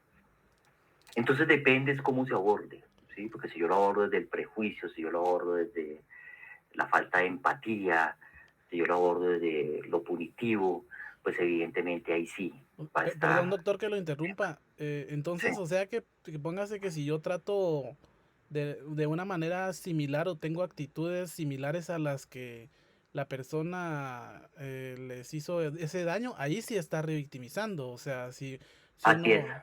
uno, si uno es empático y se porta bien y es amable y no lo hace de una manera abusiva, quizá ya no forma una victimización o Así es. revictimización. Ok. Estamos de acuerdo, Javier. Sí, el tema es ser humano, es conectarse con lo humano, es eso. Es lo que a veces se nos olvida porque nos volvemos mecánicos de pronto. Si es que yo estoy entrevistando a 10 víctimas al día, entonces pues usted no se conecta con las 10 víctimas, olvida el tema humano, olvida el tema empático, y ahí puede haber un proceso de revictimización. Muy bien. Rosangélica. Doctor, yo no sé en Colombia, pero en Guatemala existe mucho que la víctima no es víctima, es decir, apenas se está empezando a aceptar y apoyar a esta víctima. Normalmente es visto así como que está en contra de, ¿verdad? Y me sorprende el caso que usted narra, porque la persona después de ser víctima, ¿verdad? Pasa a ser victimaria. Entonces, para mí esto es, esa es la pregunta, ¿qué pasó ahí en el sistema judicial? ¿Qué fue lo que falló ahí para que ella estuviera en ese rol? Disculpe, doctor. Rosangélica, ese es un ejercicio que voy a traer la próxima clase, porque voy a invitar a Leili para que precisamente dilucidemos y analicemos esa situación sobre la realidad. Si ustedes se quieren ir poniendo en contexto, en Medios Abiertos hay varios temas sobre Leili Vanegas. Yo creo que tengo en mi canal de YouTube un par de entrevistas que di sobre el caso, si las quieren revisar, pero por Medios Abiertos, Leili Vanegas de víctima, victimaria, más o menos es el título que encuentran. Ahí van a encontrar una información interesante, importante. Y en la próxima clase me comprometo a invitarla para que trabajemos el tema ya sobre la realidad y sobre lo que estamos precisamente trabajando. Pero antes de eso, Rosangélica, aprovecho y quiero que me diga, recuérdeme qué estaba haciendo usted el 11 de septiembre del año 2001, el día de las Torres Gemelas. ¿Usted dónde estaba? ¿Qué estaba haciendo? ¿Qué estaba haciendo, doctor? No recuerdo. No recuerdo, doctor. Exactamente, no recuerdo. Solo me enteré la noticia, es decir, no sé qué estaba haciendo, pero de repente las noticias surgieron y empecé a escuchar, ¿verdad? Lo que estaba sucediendo en ese momento. Uh-huh. Muy bien. Oscar Ricardo. Sí, doctor. Yo creo que eso de recordar las fechas depende de cada persona. Por ejemplo, yo le puedo decir, porque yo sí me acuerdo, yo 4 días antes había llegado a Estados Unidos. Uh-huh. Fue un gran tema, olvídese, mundial, ¿va? Entonces, por eso le digo, me pregunta de otras fechas, tal vez le quedó mal, pero sí depende de cada persona, porque a cada quien le afecta eso, ¿va? Ajá. Correcto. Muy bien. ¿Quiénes más recuerdan lo que estaban haciendo el 9 de septiembre? Perdón. Sí, el 9-11, el 11 de septiembre del año 2001, exactamente. El día de las Torres Gemelas. Muy buenas tardes, doctor. Yo recuerdo, mi recuerdo es vago. Yo recuerdo que estaba cocinando, pero a la vez también estaba viendo las noticias. Ajá. Y casualmente, pues, me impactó mucho lo que estaba viendo en la televisión cuando el avión fue a estrellar ahí con una de las torres, ¿verdad? Y entonces me impactó y la verdad se me puse muy triste. Ajá. Puedo decir que sí lloré porque vi muchas personas, también pasó un video donde venían muchas personas escapando cuando la torre ya se estaba cayendo, ¿verdad? Ajá. Y algunas personas ensangrentadas y sí, fue muy impactante. Muy bien. Lía Yasmin. Pues yo es una fecha que también recuerdo porque mi abuela y 2 tíos estaban allá, pero mis 2 tíos sí trabajaban cerca de donde fue esa situación. Sí. Entonces sí nos alarmamos todos en la casa, pues yo en ese entonces tendría como 8 años, pero sí nos preocupó mucho porque mi abuela sí nos llamaba y nos decía que mis tíos no contestaban, no sabía dónde estaban. Entonces todos muy preocupados. Y yo sí recuerdo, estaba con mi mamá, incluso recuerdo que andaba un vestidito rosado, porque ese día mi mamá me había vestido en la mañana. Y sí, fue una situación bien, bien fea, la verdad, por la angustia que mi abuela nos manifestaba en el teléfono, de que mis tíos no aparecían, pero pues gracias a Dios estaban sin novedades. Ok. Javier nos dice, yo estaba durmiendo y me despertó mi mamá con la noticia. Me dijo que encendiera la TV y ese día no trabajé por el susto. Lorena dice, yo estaba arreglando con mi mamá todo para mi cumpleaños el 12 de septiembre, por eso no se me olvida la fecha. Muy bien, ¿quién más?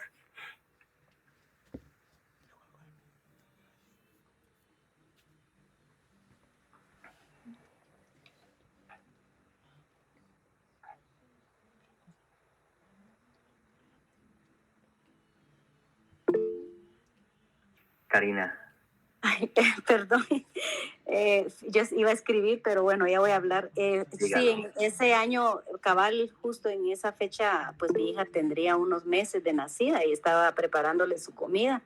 Ajá. Y me quedé con su pacha, pues ustedes creo que le dicen biberón a la pacha o no sé. Ajá, sí, biberón. Entonces me quedé paralizada ahí, o sea, porque sí fue impactante para todos, creo yo, ese evento, ¿verdad? Como el día también aquí cuando pues el volcán también hizo erupción y mató a miles de personas, o sea, son cosas impactantes que sí nos dejan una marca a cada uno, a todos los seres humanos, ¿verdad? Porque yo creo que el que no siente no es ser humano y el que no recuerda eso con mucha nostalgia y tristeza, creo que de veras sí fue duro eso. Muy bien, Karina. Fíjense cómo funciona el sistema límbico.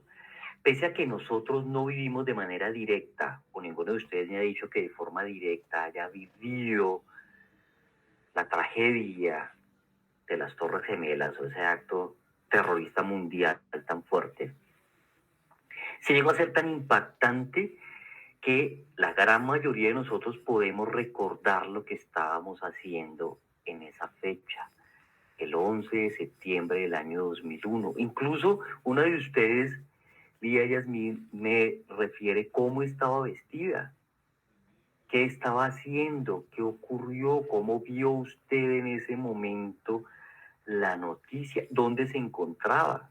Si me lo preguntan a mí, yo para esa época estaba en México. En Ciudad de México tuve la oportunidad de ver eso, porque estaba estudiando en el año 2001. Y recuerdo también que en esa fecha la Copa Libertadores de América y jugaba precisamente, tiempo después, porque fue en noviembre, Colombia-México, y Colombia fue la final y Colombia quedó como campeón. Fíjense cómo eso se empieza a meter en nuestra memoria, pero no de manera racional, sino emocional. Es ese sistema límbico el que está ahí. Algo similar ocurre en el proceso victimológico. ¿Sí? La víctima está definida precisamente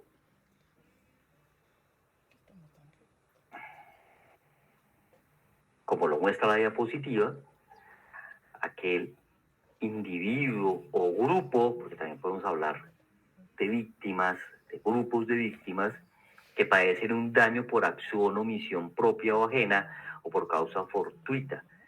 La víctima que nos interesa es la que sufre un daño, un perjuicio.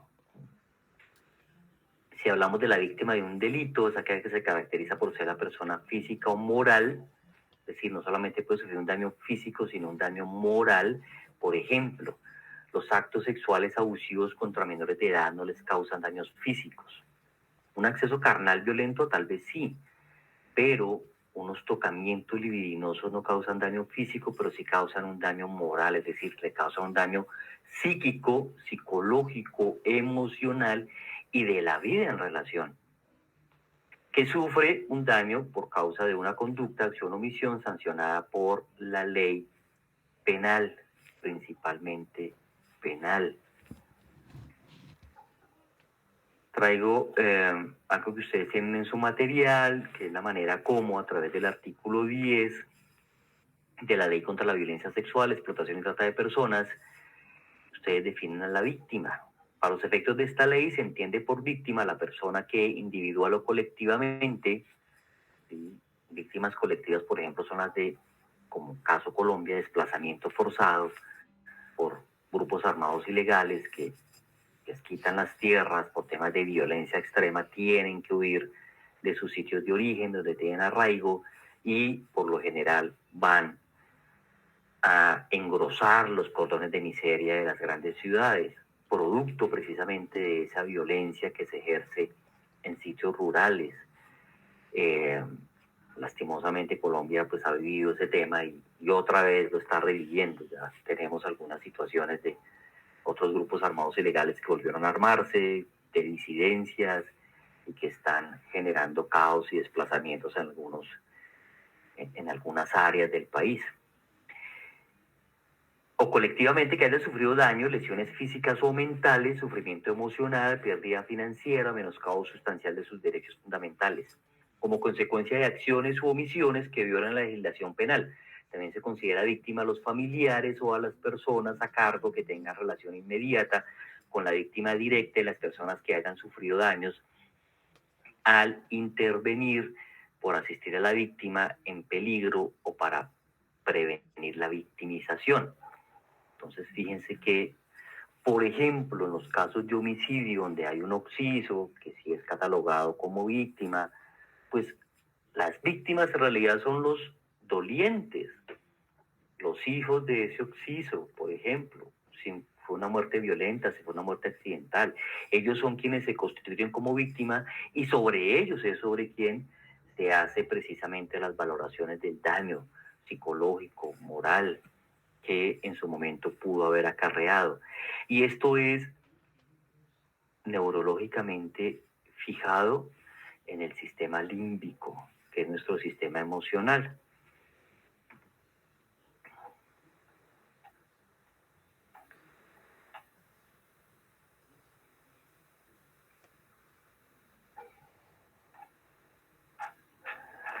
Bueno, muy bien. Hay unas clasificaciones, ¿sí?, de víctimas sin delito, que pueden ser víctimas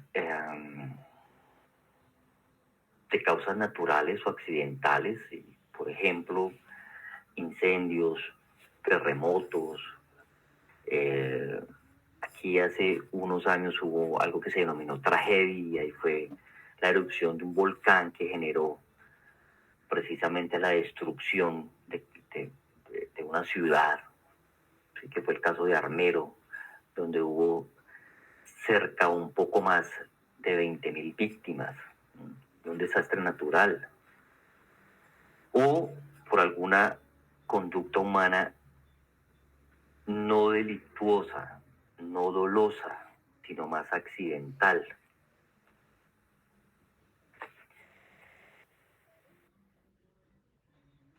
Implica la existencia de casos en los que el delincuente no escoge a su víctima simplemente porque no existe. Son los llamados delitos de pura conducta, en los que no es necesario señalar al ofendido para poder estructurarlos.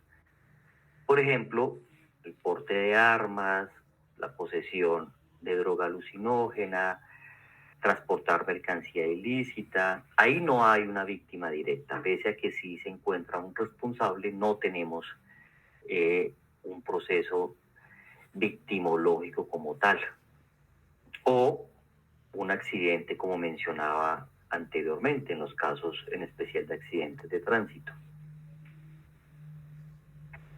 El segundo ejemplo constituyen aquellas conductas parasociales que han sido criminalizadas aunque no se encuentre una víctima precisa. Por ejemplo, la vagancia o la habitabilidad de calle, que a veces se reconoce como una forma indigna de vivir, la mendicidad, en especial la mendicidad profesional, o sea, no es un secreto que se utiliza por ejemplo, a los niños, a los ancianos, a personas vulnerables, a pedir dinero. Inclusive se ha detectado mafias en ese sentido, es decir, grupos criminales que utilizan a estas personas para que pidan dinero, para que vivan de esa mendicidad profesional y obtener de ahí unas ganancias, además ganancias millonarias, sin pagar impuestos. El alcoholismo, la drogadicción, la homosexualidad, la prostitución, podríamos, utilizando el modelo victimológico, admitir que se trata más bien de casos de autovictimización o de verdaderas víctimas y no de delincuentes que deban ser perseguidos o llevados a algún proceso judicial como tal. Ahora hablamos de los males endémicos, muy propio, por ejemplo, de nuestro país. Lastimosamente, yo siempre he dicho que aquí la corrupción ha causado más víctimas que las que ha causado los asesinos seriales. Nosotros hemos tenido, en casos de corrupción, individuos criminales que han dañado el sistema de salud en Colombia, por ejemplo, que después del de Chile es el segundo sistema de salud mejor o más funcional del continente, porque crearon empresas ficticias y después las quebraron y se sacaron el dinero a paraísos fiscales como Panamá, las Islas Caimán, y robaron miles de millones, y que apenas hace unos años pudo recuperarse ese sistema. En su momento les hablaré del caso particular o de todas estas prebendas que se solicitan por contratos en infraestructura, más ahorita que apenas en la ciudad de Bogotá se está construyendo el metro, que fíjense que hace más o menos 25, 30 años, los japoneses, que es una cultura no solamente milenaria, sino absolutamente eficaz en lo que hacen, ofrecieron hacer el metro en la ciudad de Bogotá a cambio de que se los dejaran administrar durante 15 años. Y el gobernante de esa época no aceptó porque los japoneses no le dieron mordida, es decir, no le dieron una parte de ese contrato. Que además eso no va con la cultura japonesa. Difícilmente un japonés, no digo que no vayan japoneses corruptos, por supuesto, pero en muchísimo menos índice de los que puede haber en nuestros países, en nuestra cultura. El japonés no conecta con eso para él no es. Si usted ha ido alguna vez a una ciudad como Tokio, se ha dado cuenta que usted, y en muchas ciudades europeas, a mí me consta en Alemania, por ejemplo, si usted deja este teléfono celular sobre la mesa del restaurante donde está y se le olvidó, y usted regresa a la media hora, el teléfono está ahí. Nadie se lo ha llevado. Si usted lo deja aquí en Colombia, pues a los 30 segundos desaparece. Y se lo apagan, ¿no? Además, ¿no? Entonces es un tema cultural muy fuerte y se vuelve endémico. ¿Qué es endémico? Que se vuelve propio de nuestras culturas, lamentablemente. ¿Sí? No es ajeno los estilos de corrupción en México, como los que hay en Colombia, como los que habrán en otros países, en Panamá, en Venezuela, y que dañan precisamente el progreso, la cultura, que se vuelven complejos en temas de criminalidad o de ese tipo de criminalidad, y que también generan procesos de victimización en situaciones incluso a veces tan simples como una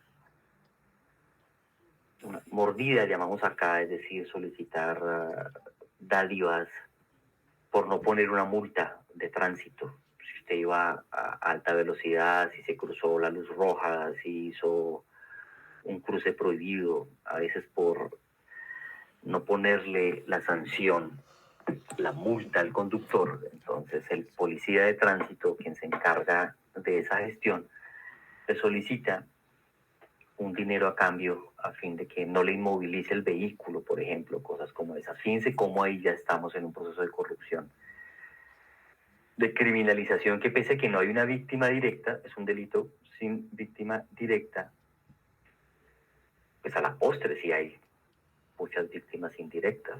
En un caso macro de corrupción, por ejemplo, cuando los impuestos no se usan para lo que deben utilizarse, y lo utilizan es para enriquecerse unos pocos precisamente por actos de corrupción o para hacer unos contratos ficticios o unas obras que jamás se realizan, que aquí llamamos elefantes blancos, y que van en pro del desarrollo de una ciudad o de un país. Bueno, muy bien. Por temas de tiempo debemos quedar acá. Les agradezco inmensamente su atención y si Dios nos lo permite, nos vemos en la siguiente clase. Importante que lean el caso de Leili Vanegas para que, si es mi invitada en la próxima clase, que espero que sí lo sea, podamos hacer las preguntas pertinentes para hablar precisamente de esos procesos de victimización y revictimización. Y antes de que ella ingrese en escena, pues sí me gustaría que trabajáramos inicialmente algo de la teoría. Voy a enviárselas al correo para que también se pongan en contexto y con base en eso armemos un buen análisis. Mil gracias, feliz noche y hasta la próxima. Doctor, buenas noches. Doctor, feliz noche. Gracias, doctor. Buenas noches. Gracias, doctor. Feliz noche. Feliz noche, doctor.